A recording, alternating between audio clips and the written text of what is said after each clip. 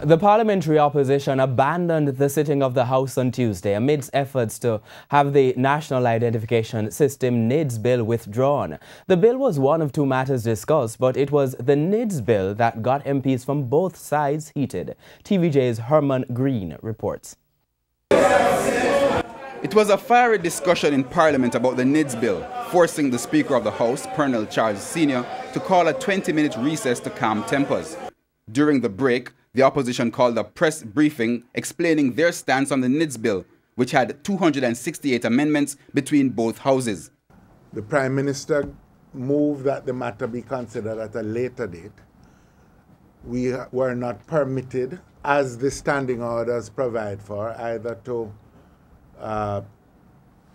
consider the Prime Minister's motion, which we think the matter is of such urgency that the matter needs to be considered today, and or to consider our position, which is simply that the bill should be withdrawn and referred to a joint select committee. For the opposition leader, the more the bill is scrutinized, the more flaws and issues are being identified. The bill is extraordinarily intrusive.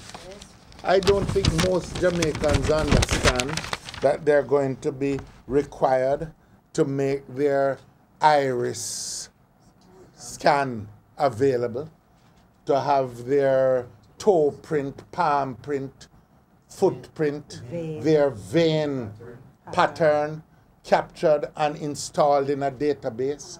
We have no understanding of the protections of this database. But with the government having a 3-seat majority in Parliament, the opposition has virtually no chance of stopping the bill from being passed.